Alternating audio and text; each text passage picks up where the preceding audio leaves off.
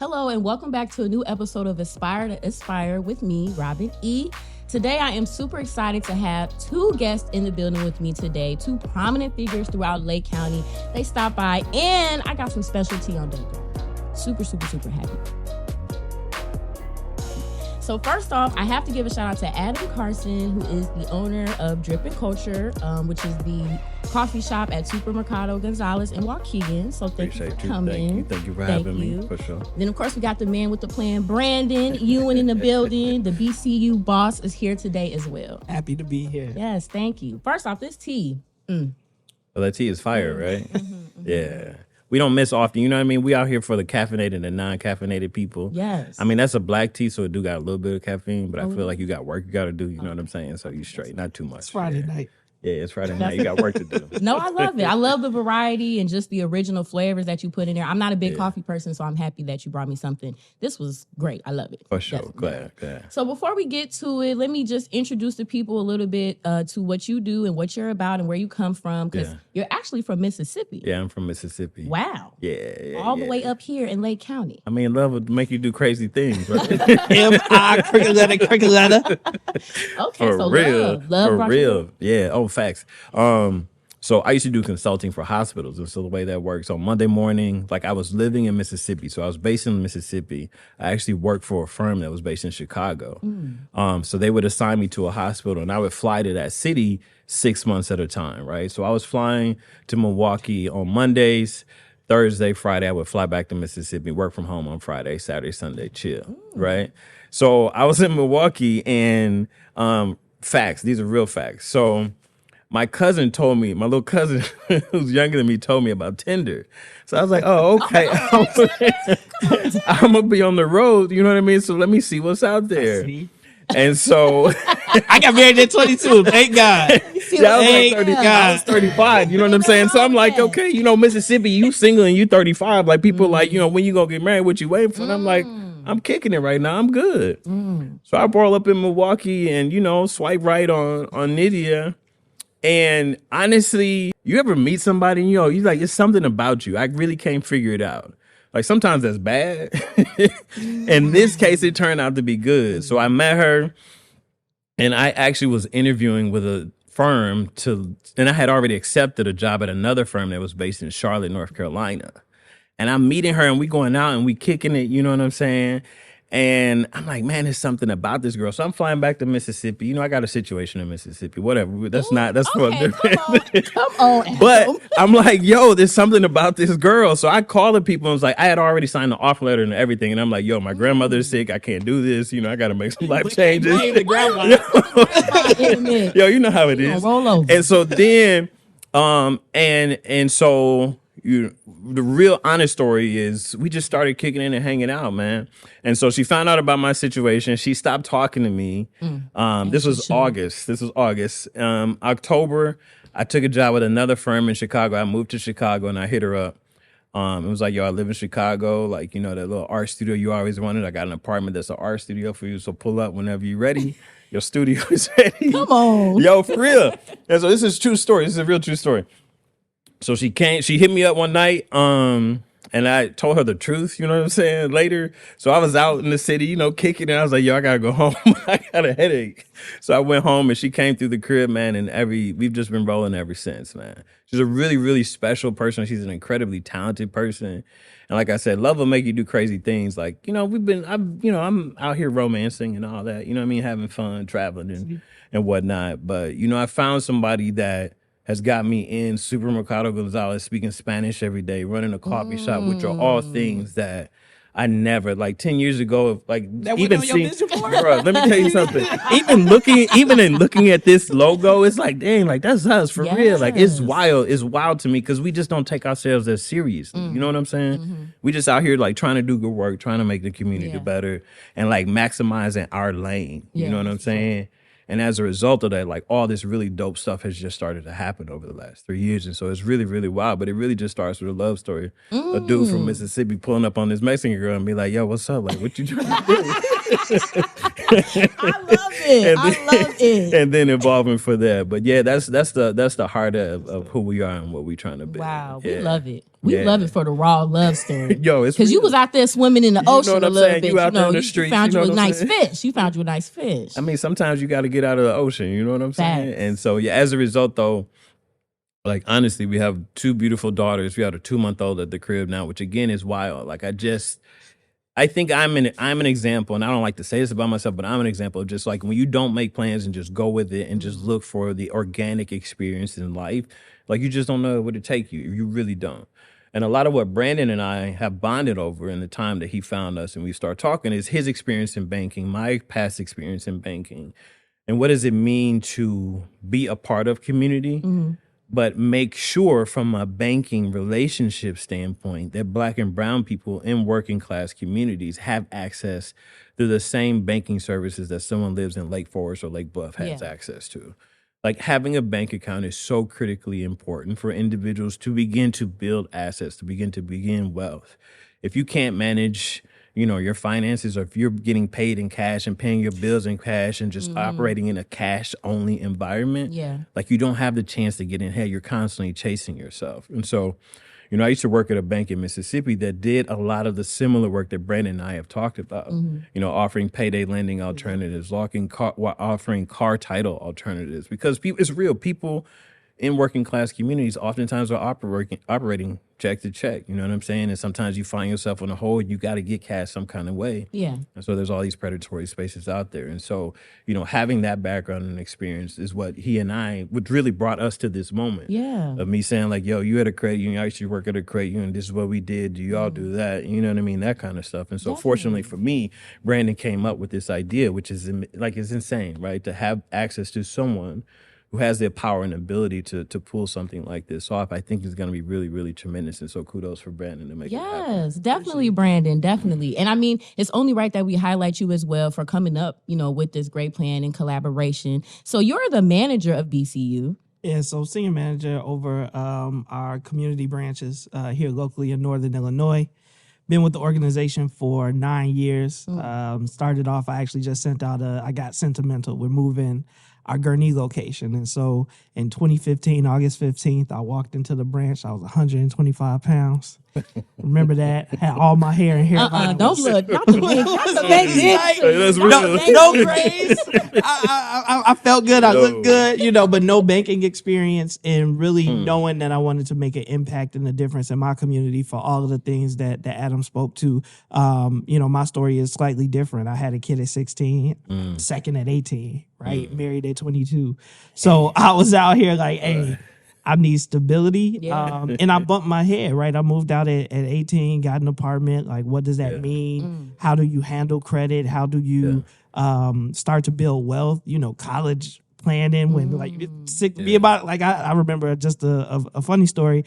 I told my son, I'm like, hey, if I get old and I get sick, you going to take care of me? He said, I would want to. He said, but Dad, we 16 years apart. We going to be there together. That boy's smart. So that's the piece of, it was real. So money for me, going to BCU, understanding and learning more about finance, being exposed to that type of world, getting that type of access to information, it transformed my life. It transformed my children's lives, right? And so it was essential that if I'm going to work at an organization, that I'm going to make sure that it's an organization that believes in giving back to the community, that it believes in supporting the community. So I've had many different positions, but in my current position, I get to help build our community strategy. How are we going to grow in the Northern Illinois type of region, right? And looking at other ways and places to expand. But yeah, that's what I do. Yes. Okay, shout out to the fast track first off, because you wasn't playing no games. Just saying. You talking about Hey. Look. You can tell he got roots in the South, you know what I'm saying? Lock him down early, you know what I'm saying? Game. 30 years old, he ain't having no more kids, you know what I'm saying? I'm done. But that My taught baby you a is lot. That taught you a lot, though, and just putting that in can you perspective. Because I feel imagine? like you've Yeah. accomplished a lot at such a young age, just in the community in general, outside of the bank. You've done a lot, lot. And it really starts, like Adam said, is taking that next step. how can I be of service? And Yeah. when you look, I mean it.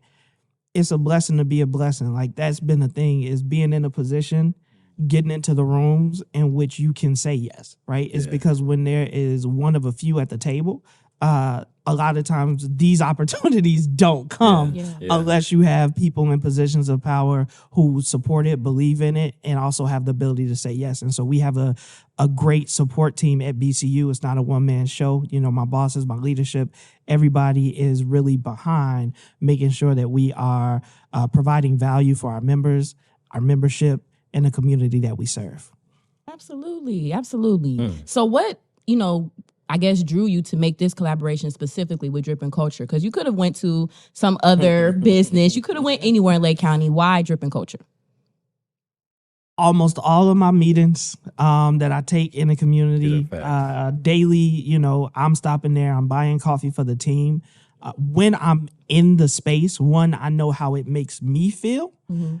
But guess what? I'm seeing other CBOs. I'm running into other people that are in finance, right? I'm running into teachers and students. And so to me, Drip and Culture is a representation of the community.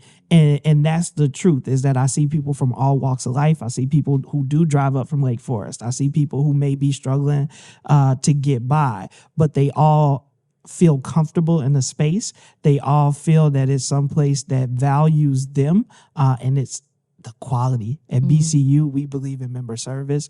We believe in providing amazing resources and tools and making the investments in order to serve our members. And those are all values that I found present in Drip and Culture. We don't associate our brand with mess, right? Okay. And so we look for quality, and I know personally the quality is you got to experience and you got to taste that Drip and Culture has brought to the community.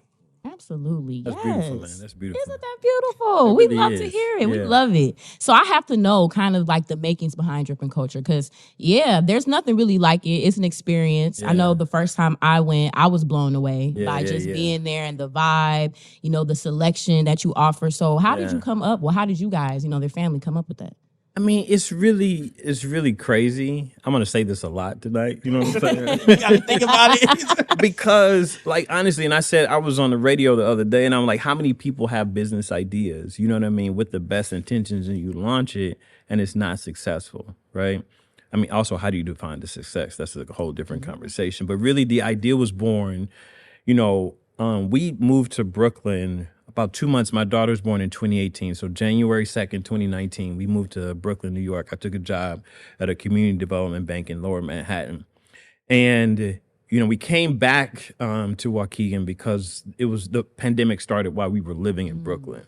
So Brooklyn is like this amazingly diverse, community full of culture, fashion, and everything you would want. I tell people it's the first place as a Black man that I ever felt completely comfortable and represented. Right, being from Mississippi, sometimes when you're the smart nerd who plays sports, you feel like an anomaly. Right, because I'm in class with predominantly white kids, and then I'm playing ball, and in my neighborhood with predominantly Black kids. So my interests, you feel like, you know what I'm saying? Sometimes like I'm out here on an island, right? But I'm in Brooklyn. There's a Black-owned comic book store. I don't like comic books, but I'm like, it's a Black-owned. I don't like it. That's good to know. You know what I'm saying? Like I could go. Like, all right, cool. If I got into that, there was a Black-owned tea spot, coffee shops, fashion, culture, everything you would want is in this space. And so to feel comfortable, and then the pandemic hit, and have to uproot your life. I remember telling people in the office, like, yo, we left. My mom called me the day that the governor shut down the state of New York. And she was like, if you guys are going to leave, you got to leave. And one of the thoughts I had in that moment, seeing what we saw later in the pandemic, and people asked, why did you leave? And why would you leave? And I'm like, well, I'm looking at all these Black and brown people, their bodies building up in the morgues. Like, I didn't want to stay there and get sick, and we didn't have anyone there to take care of our new daughter, you know what I'm saying? And so we came back to Waukegan. And so being in Waukegan and, not being in New York and working for a company that I was like, I often got hired in my career to change organizations for the better, come up with the strategies, the operational changes that needed to happen, the vision for the future. And this was my 4th or 5th time going to work for a leader that left the organization. So I'm hired, and this happened four or 5 times in my career. I'm hired. This person has this vision for change. I being a consultant and also just being intellectually curious about change, about strategy, can talk to people and figure out, all right, here's where we are at. Here's where the industry is going. Here's how we move, right? Just seeing that happen time and time again, I'm like, yo, I'm dealing with change again. I'm dealing with a leader that doesn't necessarily see value in who I am. And it just so happened that we're having this moment as I'm having this internal crisis. My in-laws, who have owned this grocery store since 1994, said, why don't you guys think about running the store for us? Wow. And I'm like, all right, cool. Well, I have absolutely nothing about Mexican grocery stores. In 1996, when I was a freshman in high school and wanted to take French, my mom told me, like, you need to learn Spanish because in a little while, there are going to be more Spanish-speaking Mexicans in this country than Black folks. Shout out to my mom, Betty Tyler, the genius, for having the vision. Now, the wild thing is that in high school and schools in America, they teach you Spanish from Spain. They don't teach you Spanish from Mexico or Central or South America. So I learned Spanish from Spain and forgot it, met my wife, and I'm fully being immersed, right, in Mexican culture. When we started running the store, we're looking at it, we're looking at the footprint, we're looking at all this space that we have. I mean, we were in Brooklyn, so we got a 2-bedroom, 2-bath apartment, washer and dryer unit. We got an elevator in the building, so that's a big deal in New York City. Like, we realize how much space we don't need, right? You realize, like, I actually like walking into my apartment. I got my living room, I got my kitchen. I can look and see my bedroom right there. My closet is as big as this table. You know what I'm saying? You realize how consumerism has really screwed us up as a society. But anyway, so we looking at the store and we got to make the store dope. Yeah. So I'm like, all right, let's try to figure out a sneaker shop inside the grocery store. I got a guy, Keith Richardson, Concrete Sneaker Boutique in Jackson, Mississippi. He's been in operation for 8 years now. I hit him up and I'm like, yo, how do you do it? He's like, man, don't even do it. It's too hard. Like, cause you got to sell trash for a minute. You know what I'm saying? Yeah. So you can build up the credibility to get a nice contract. So I'm like, all right, cool. My man said that ain't gonna work. So it's not like, it's too hard, right? So we're like, all right, cool. Well, why don't we try to figure out coffee and sell coffee in the store, right? So we started thinking about the idea. I reached out to a couple of roasters, had a couple conversations with them, and one of the roasters said, well, why don't you think about opening up a coffee shop? And so we were like, like, that's actually not a bad idea. But we knew nothing about coffee. Right. That's and when part. it's really wild. I knew enough. Like, when I used to go to Starbucks, being a consultant, right? I'm getting on the plane at 5:00 in the morning. I'm getting off the plane at the airport in LA and Kansas City, wherever. I got to drive to the hospital. You know what I'm saying? So I'm drinking coffee for survival. You know what I mean? Because I'm in meetings all day. I got to do analysis and stuff at night. So I just drunk it for fuel. I didn't drink it for taste quality or anything like that. So when they hit us with the idea, we were like, yo, that's not a bad idea. In the grocery store, because we couldn't have indoor dining during the pandemic, we were like, yo, we should put it back there because Nydia had opened up and built a space for a juice bar like 10 years ago, right? So we weren't using it, whatever, we had changed. So cool. One of our homies does contract work. He built out the space for us and we opened it up. So in between the time that we decided we were going to do it to when we opened it, it was like 2 months. So in those 2 months, I did nothing but watch YouTube videos on coffee. YouTube. Shout out to YouTube. I'm not even lying. I bought a machine. I just read everything, consumed everything you needed to know about coffee, like how to make coffee. And there's a video, I reposted it not too long ago. Like, we made a lot of mistakes when we first opened up. Like, we laugh about it now because it's just things we didn't know. Yeah. Like, we bought a machine that's for your house, you know what I'm saying? Not for a coffee shop, because I'm like, yo, I got a little bit of New York City money still coming through, so I got to be smart with the New York City money. So I was like, let's get a small machine and let's just see, right? One of the things we knew from jump, I didn't want to do artificial syrups. Like, I'm like, yo, every coffee shop has artificial syrups and every coffee shop's coffee is trash, right? so I want to do something different. Yo, but so I started looking up recipes, and basically our menu is a reflection of things people asked for when we first opened. And what happened was I kind of like figured something out, and it's just like people know the flavors that they want because they're having it at Starbucks. Like, you're going to Starbucks and getting a caramel macchiato. Right. Now, what you don't know is that's not really a macchiato. That's just Starbucks language for drinks that they put shots of espresso on the top of the drink as opposed to the bottom, right? They're caramel. You get pumps of caramel, right? Because it's an artificial syrup. So I looked up a recipe on how to make caramel.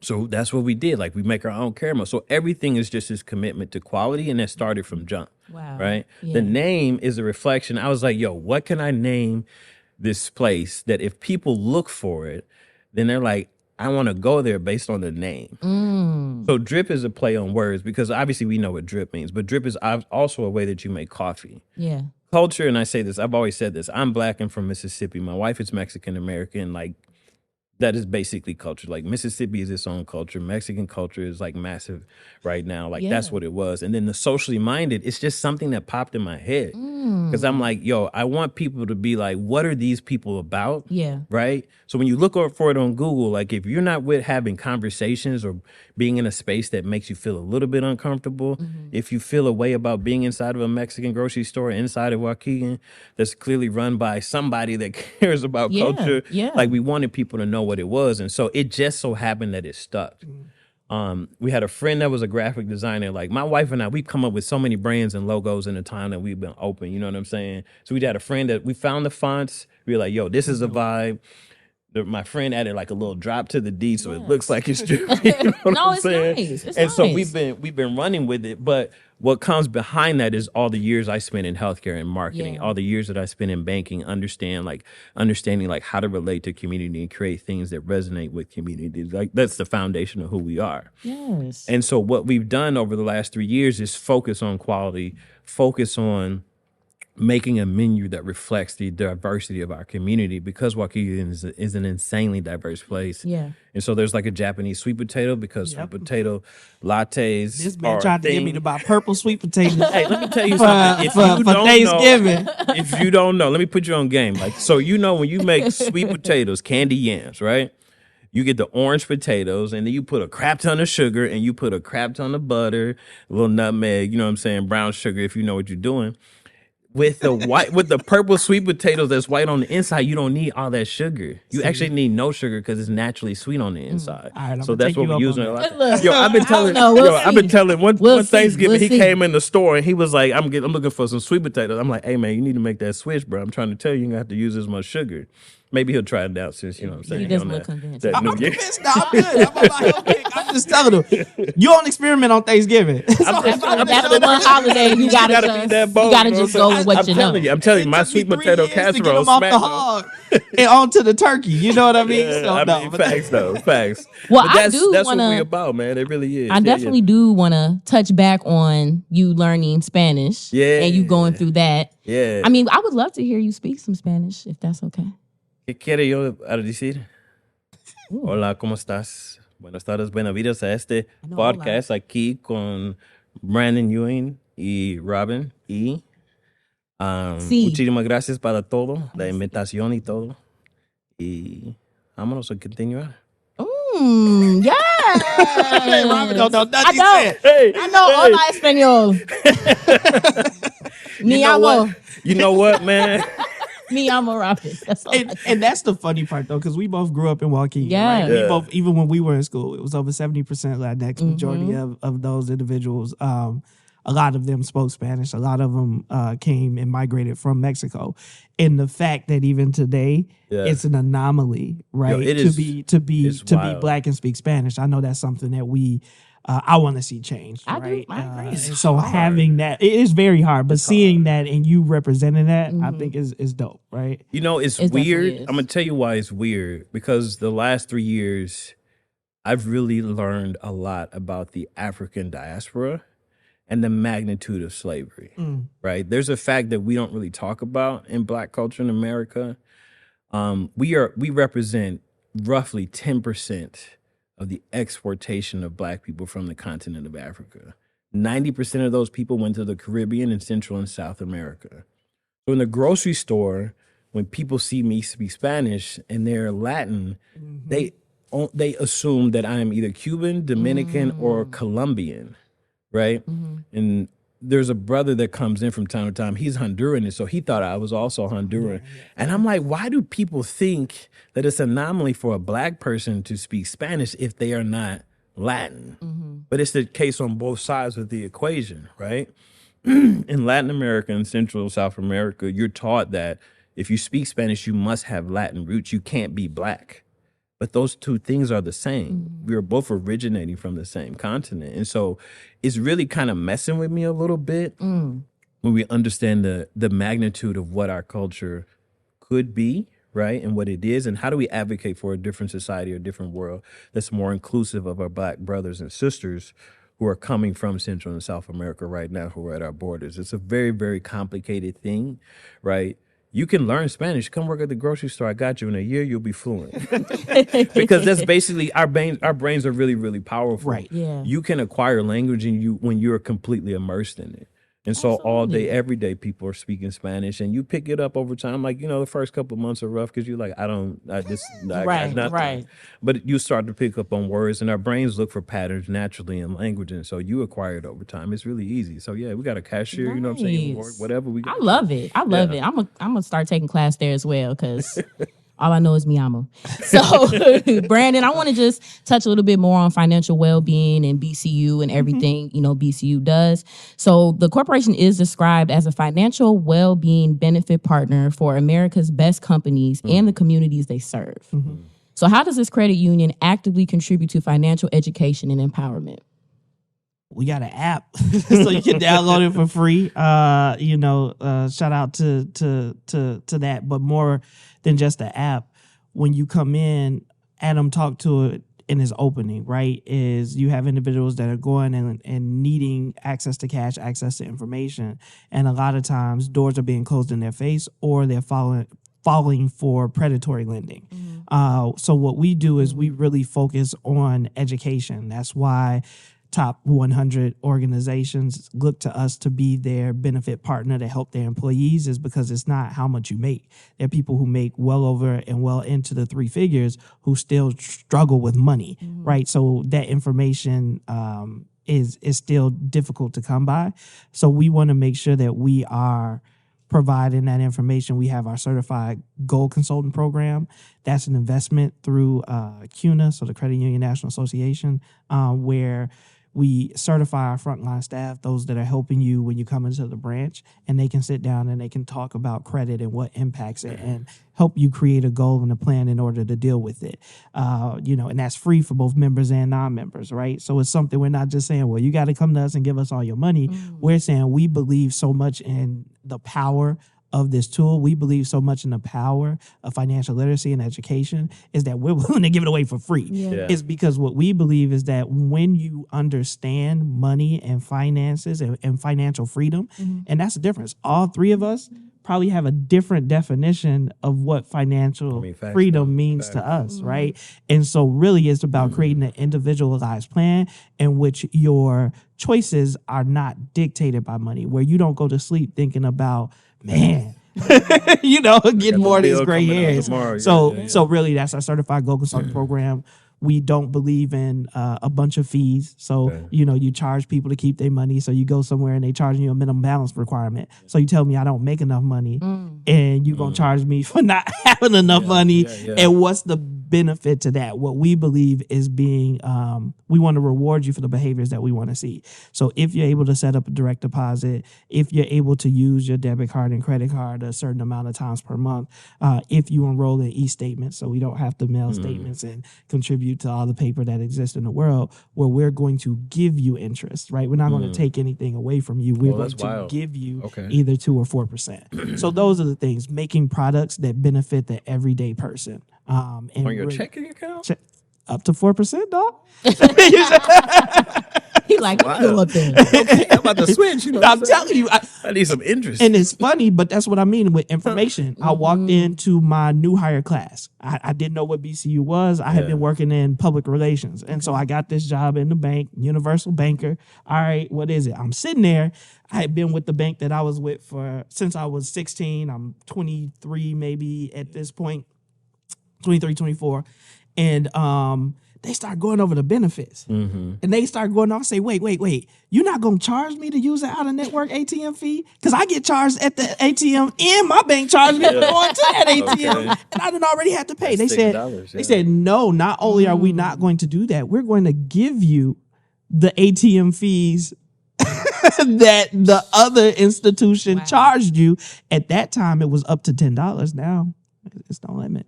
So again, those are the benefits, because we believe in making sure that we are incentivizing, not making it more difficult, not making it harder. We understand how tough it is, right? Yeah. That's the difference with the credit union. Credit unions are member owned. So when you come in and you open up that share deposit, when you take out that loan, auto loan,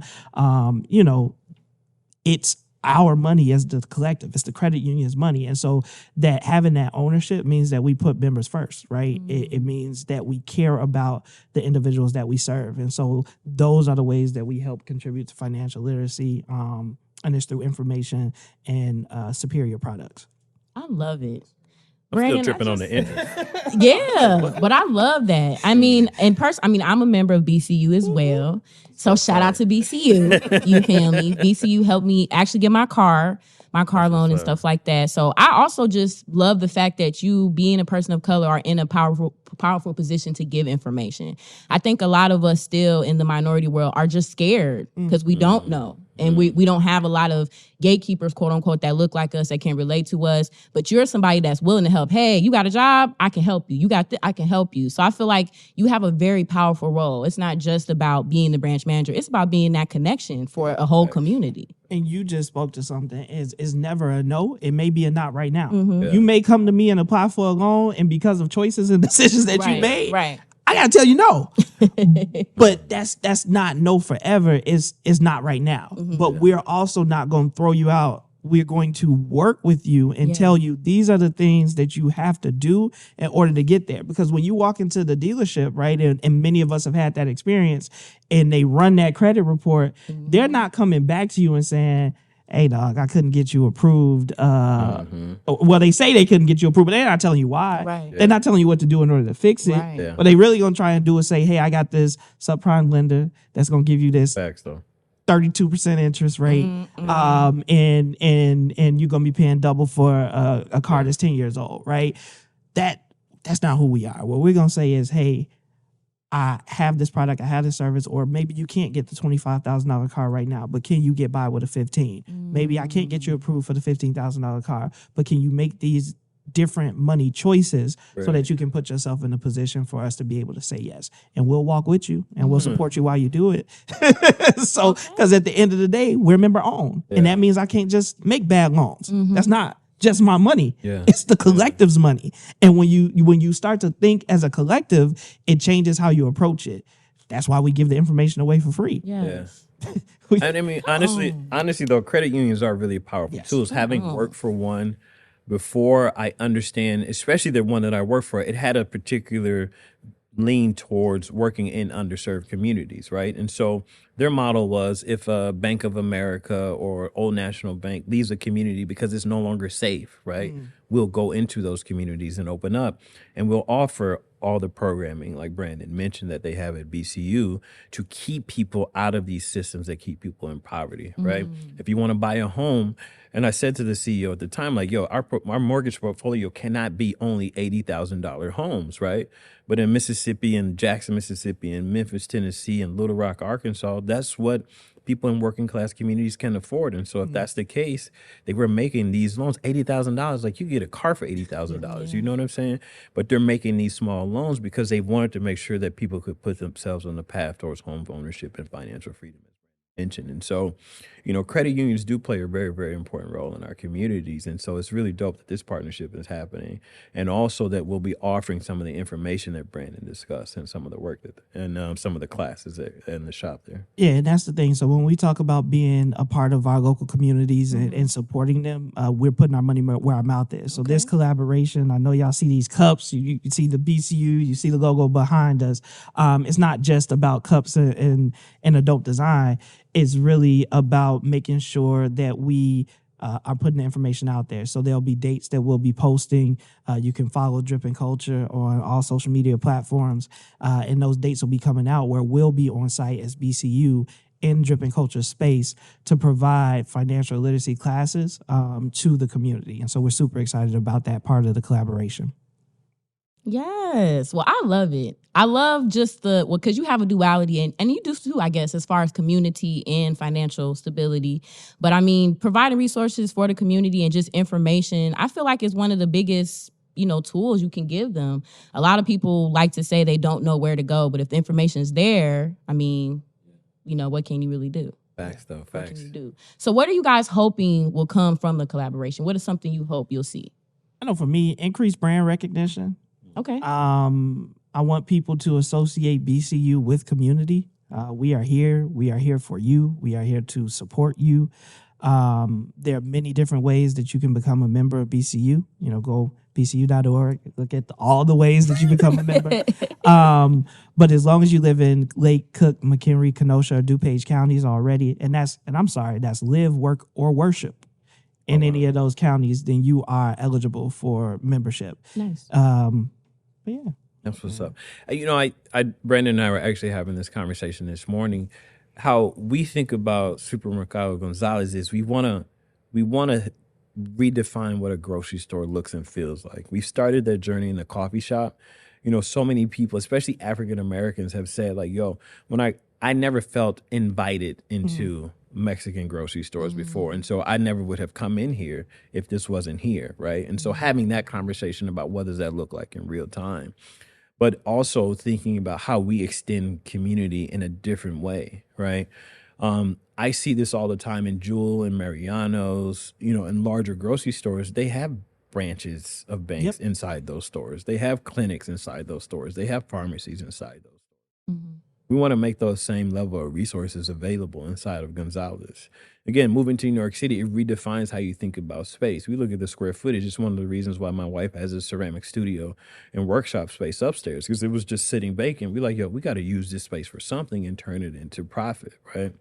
Not that we want to exploit BCU, like, come in, you pay us rent, right? But we want to make sure that people in our community, especially working class people, have access to a banking service that's not predatory in nature, but that's about redefining, right, how they manage their finances, putting them on the path, right, to that freedom that Brandon talks about. And sometimes that freedom is being able to invest in your business. Right. That's freedom is, being able to invest in a house or that second property so you can start to get some rental income. Yeah. Like our community is full of entrepreneurs and hustlers who are working every day. And so we should give them access to banking services and the capital that they need to move the way that they want to do.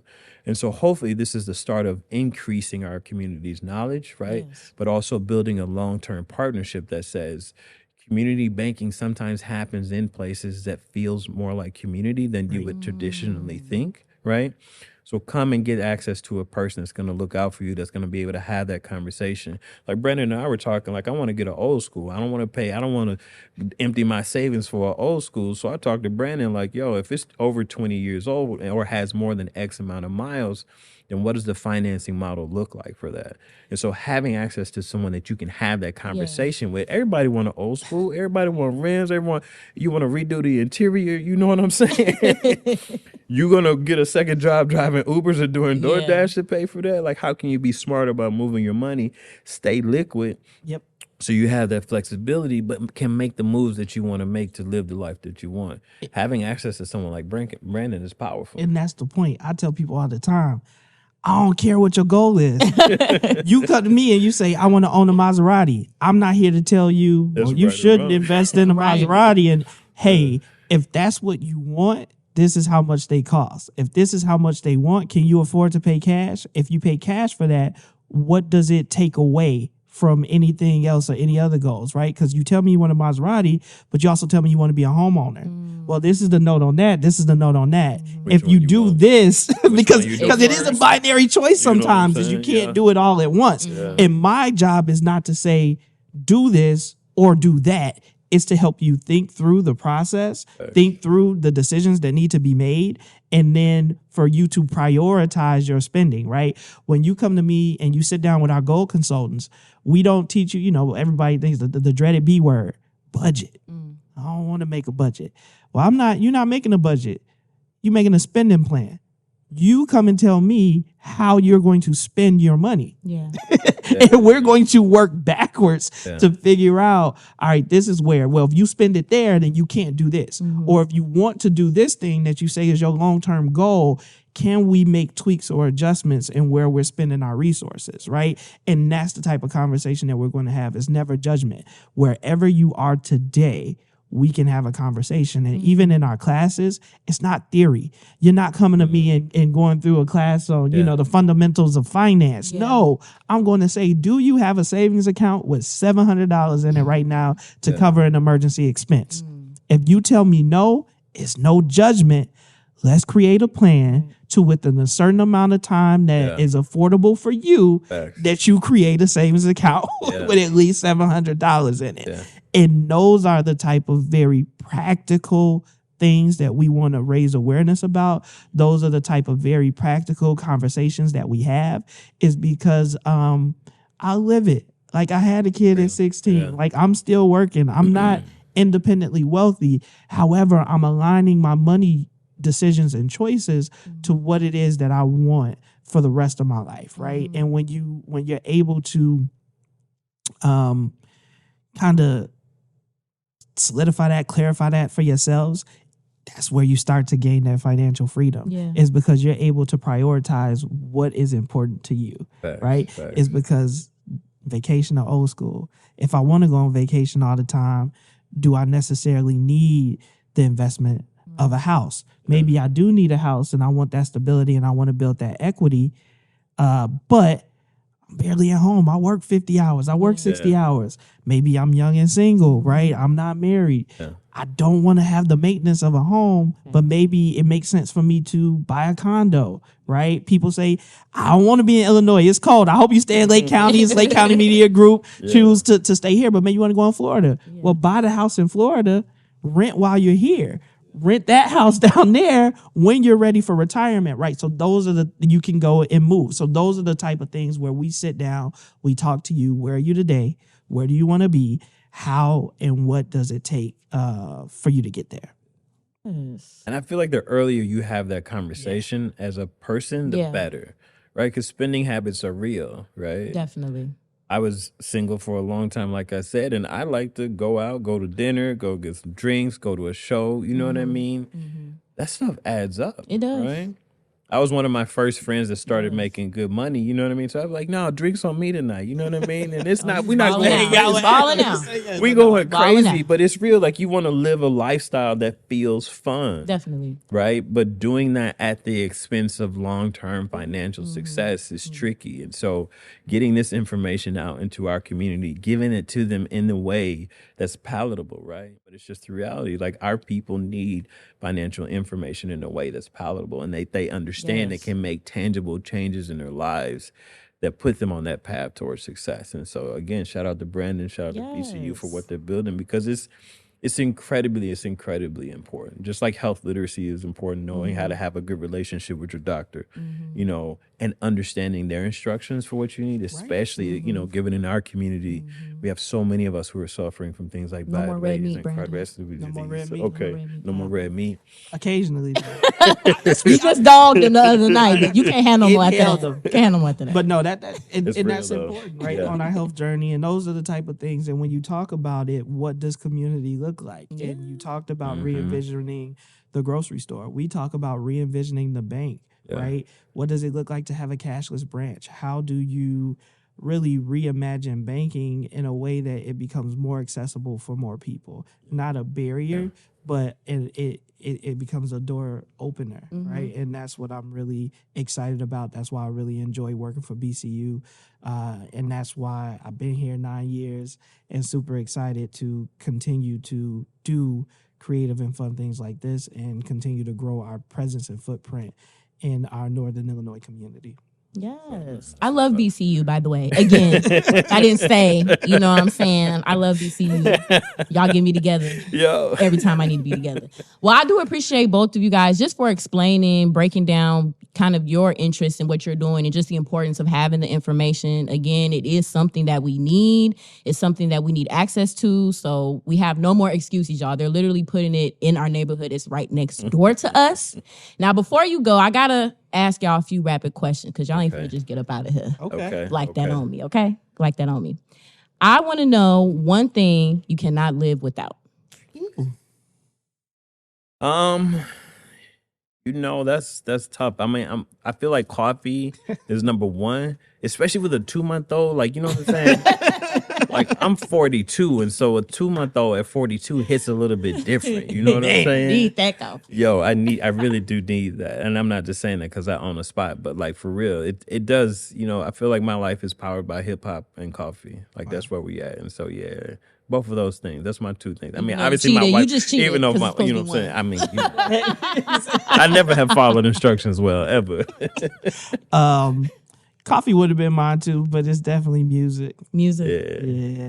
Yeah. Every day, all day. All the time. I mean, facts, yeah. Do you have an angry music playlist, Brandon? Like when you mad, you had that list that you just like, I'm turned up right now. Listen, I was born in the late 1900s, 1992 to be exact. And so, you know, a nuck and a buck every once in a while after a tough meeting, you know. But we got that playlist. We some head busters. Right? Everybody got their playlist. Yeah. I just be wondering because Brandon be so zen most of the time. I've only seen him cut up like once. I don't know how you do it, bro. I don't know how you do it. You got it up in you. So if y'all had a theme song for this collaboration, what would it be? Oh man, what you got? I said it feels good. Tony. Okay, that's good. That's good. That's me. You know, our theme for the year is a take on Young Dolph's One Scale. Yeah, so that's our yeah. That's what it'd be. It'd be One Scale. Yeah, I like that. Yeah. I might need to mash those up. See what it sounds like? What does that sound like if they mash them up? Yeah, that would be hilarious. Can you share like one funny or memorable coffee related story from Dripping Culture so far? Man, let me tell y'all. So, oh, you was ready. Yo, I thought, so I tell people this story. So a lot of times the press comes in and they talk to us, occasionally. And there was one particular story from the Sun-Times in Chicago where they were going around the state and interviewing people and talking about the political climate. So the reporter interviewed like 5 or 6 people, right? I had like a little line in there. Cool. So one morning we open up the coffee shop and this guy comes in. So I'm like, okay, cool. He's like, are you the owner? I was like, yeah, I am. Who are you? He's like, I read about you in the paper. I just want to know why you feel like this country is going in a good direction. I was like, all right, good morning. Like, you know what I'm saying? Let's sit down. Good morning. How are you? And so we proceeded to have a conversation. And I think it was eye-opening to me because everybody wants attention, right? We want the likes, we want the follows, we want notoriety. But sometimes that comes with pressure. And so it really made me think about my words and how those go out into the world because sometimes we don't know how people are going to perceive them. He got there when the coffee shop opened at 7 a.m. So my man left the house at 6 a.m. hot because I thought the country was going in a good direction. So he misquoted, he misread, like he attributed something someone else said to me. And he showed up at my business at 7 in the morning. And when I invited him to sit down, like he was really thrown off by that. He was like, oh, I thought you were going to kick me out. I was like, why would I kick you out? I really want to know why you drove all the way over here to ask me this question. And so what proceeded to happen was a conversation with someone who I think is being radicalized, right, on social media. We have to be really careful about social media and where people get their news from. Because I asked him, where are you getting your news from? That's what I ask people. Because people come in and be like, what does socially minded coffee mean? I'm like, all right, well, let me tell you, you got time? So I sat down with him and the older man wound up leaving. So like he's someone in the community. And I asked him, like, do you do this often? Like, do you know black people, that you feel comfortable driving to random places and popping up? And he was like, yeah. But I was like, you can't do this, but also you have to be willing to have a conversation. Right. You can't show up and tell me what's wrong with the country and how so-and-so is going to fix it and do this, and not be willing to listen. Right. That's the goal of this space. We may not agree, right? We may not, our political ideology may be different, but you still have to come in and respect the rules and the goals of creating a coffee shop inside of a store like we did. It's really to foster community and have that dialogue and walk away understanding one another a little bit better. You have to remember, 2-3 years ago or 4 years ago, what year is this? 2024. This is crazy. But one of the reasons why we founded Dripping Culture was to create a space coming out of George Floyd, coming out of Breonna Taylor, coming out of all of the political unrest that we had at the time. We wanted to create a space that felt welcoming to everybody. Yep. Right? We were seeing Black and brown people getting kicked out of Starbucks all over the country. And it's like, all right, cool. If y'all don't want us there, then you're welcome here, but you got to play by my rules. And my rules is we have to lead with empathy. We have to be kind to one another. And if we don't have that, then we don't have respect, and you're not gonna be disrespectful in my business. Like, that's just how we. Yeah. But it was an opportunity for me to realize, like, we have a certain amount of power, right? And as we build a brand, we're very, very intentional about who we partner with and how we talk and how we move in the community, because it is important that we represent not only ourselves but our community at large. Yeah. And so that's something that'll always stick with me. That you never know what you say in the news. Somebody who's up on you ready. You know what I'm saying? Like, oh, I didn't like what you said. Like, all right, cool. Well, let's sit down and talk about it. No, that's definitely a memorable moment for sure. Yeah, for sure. And that probably changed his life. I hope so. If not, hopefully he sees then and he knows he can come back and talk to me. Well, I definitely appreciate you guys again for coming on Inspire to Inspire with me. I feel inspired for sure. I'm going to go home and learn some Spanish, y'all. I'm going to learn me some fresh teas. I'm getting some financial literacy in, But I really appreciate this conversation. Again, I think this was something that is needed. Hopefully people see it and they watch it again and again, just to understand the premise behind it. It's one step. And I really like you emphasizing that I can help you wherever you're at. Right. So I love that, definitely. So make sure you let everybody know, where they can come to Dripping Culture. So 2015 Grand Avenue, Supermercado Gonzalez. It's inside of the grocery store. There's a yellow sign. You can't miss it. You know where Paragon is on Grand Avenue, right next to there. And so we're right inside. You can see the beautiful mural on the wall. Like, you really can't miss us. And you can visit us at any of our Northern Illinois locations. So we are in Crystal Lake, Illinois, Vernon Hills, Illinois, Libertyville, Illinois, and Gurnee, Illinois, and then come into a community near you soon. Yes, pull up, because Brandon going to get y'all together. No, I'm just kidding. They're going to be coming. I want Brandon to be my manager. Brandon said. No, I'm just kidding. And as always, I appreciate you guys for tuning in to Aspire to Inspire. Make sure you guys follow the Lake County Media page on all major platforms. Keep thriving.